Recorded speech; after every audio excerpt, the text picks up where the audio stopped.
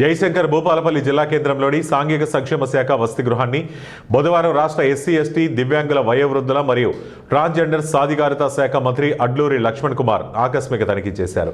ఈ సందర్భంగా మంత్రి విద్యార్థులతో ముఖాముఖిగా మాట్లాడారు. విద్యార్థులు ధైర్యంగా ఉండాలని ప్రభుత్వం జిల్లా యంత్రాంగం సంరక్షణ చర్యలు తీసుకుంటుందని సూచించారు.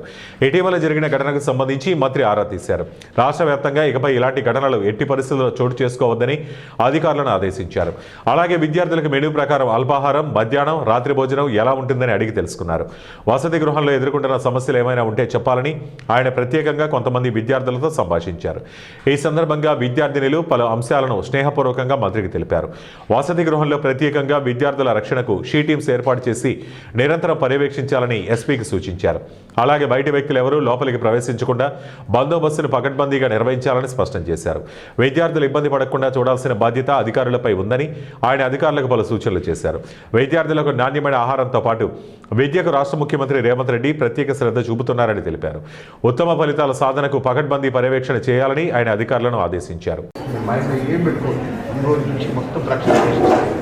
ఎవరైతే మన ఆరక్షణ చేస్తున్నారో, ఎవరైతే ఇబ్బంది పడుతున్నారో ఆ మేడం మొత్తం అందరూ రికార్డ్ చేసి కరెక్ట్గా ఎవరెవరైతే ఇబ్బంది పడుతున్నారో అందరికీ పనిష్మెంట్ ఇంతకుముందు అయితే కూడా వాళ్ళు సర్వీస్లో కూడా ఉంటారు, ఉద్యోగాలు కూడా చేయగలరు.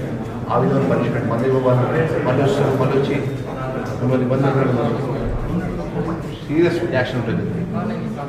చాలా జాగ్రత్తగా జరుగుతుందమ్మా. 1 మంత్కి ఒకసారి మా స్టేట్ ఆఫీసర్స్ వస్తారు, 1 వీక్ మళ్ళీ జిల్లా ఆఫీసర్ కలెక్టర్ గారు కూడా ఆఫీసర్ పంపిస్తారు. కష్టపడి